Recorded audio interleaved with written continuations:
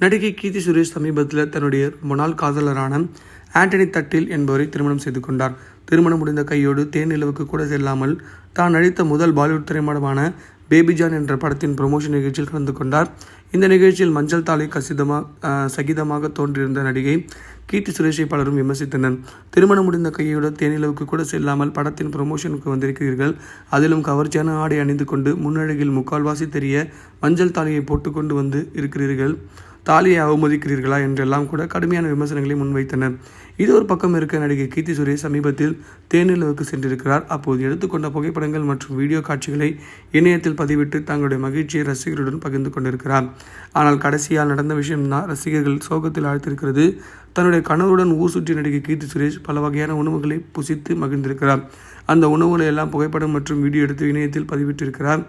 அதிலும் குறிப்பாக mango sticky rice என்ற மாம்பழ சாதம் சாப்பிட்டிருக்கிறார் கீர்த்தி சுரேஷ். அதனுடைய புகைப்படத்தை வெளியிட்டிருக்கிறார்.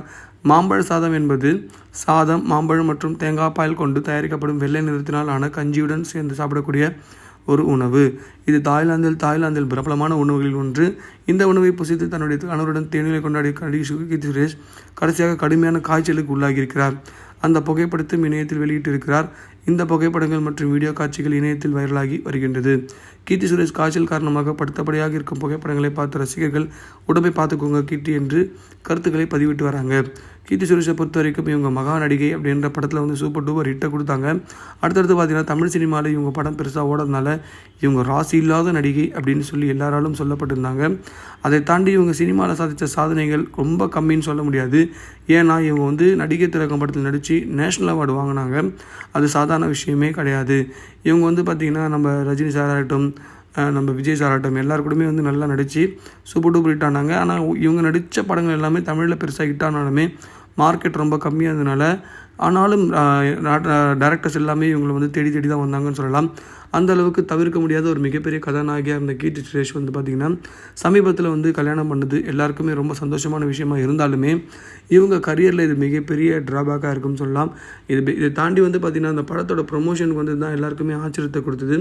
அது மட்டும் இல்லாமல் கீர்த்தி சுரேஷோட ரொம்ப க்ளோஸான நண்பர்ன்றதுனால இவர் அண்டர்ஸ்டாண்ட் பண்ணி அடுத்தடுத்து சினிமாவில் இவர் நடிக்க விடுவார்னு சொல்லின்ற எண்ணத்தில் தான் கீர்த்தி சுரேஷ் அவர் திருமணமே செய்தாங்க அப்படின்னு சொல்லி இவங்க சமீபத்திய பேட்டில் சொல்லியிருக்காங்க. கவர்ச்சியான உடைகள் அணிவது ரொம்ப சாதாரண விஷயம்தான். ஆனால் கீர்த்தி சுரேஷ் அந்த நிறைய பேரை பார்க்க முடியறதுனால அவங்களால அந்த கவர்ச்சியான உடையை ஒத்துக்கவே முடியல. நம்ம கிட்டியாகுது அப்படின்னு சொல்லி எல்லாருமே ஆச்சரியப்படுற அளவுக்கு நிறைய விஷயங்கள் போயிட்டு இருந்தது. இதை பற்றி உங்கள் கருத்தை கமெண்ட் பாக்ஸில் பதிவு பண்ணுங்கள். மறக்காமல் நம்ம சினி ஜங்ஷன் சேனல் லைக் பண்ணி, ஷேர் பண்ணி, கமெண்ட் பண்ணுங்கள், சப்ஸ்கிரைப் பண்ணுங்கள். அண்ட் இது மாதிரி இன்ட்ரெஸ்டிங்கான டாபிக் உங்களுக்கு ஏதாவது பேசணும் அப்படின்னா, இல்லை சினிமாவோட வரலாற்றை தெரிஞ்சுக்கணும் அப்படின்னா கண்டிப்பாக நம்ம பிளேலிஸ்ட்டை போய் பாருங்கள். தேங்க்யூ.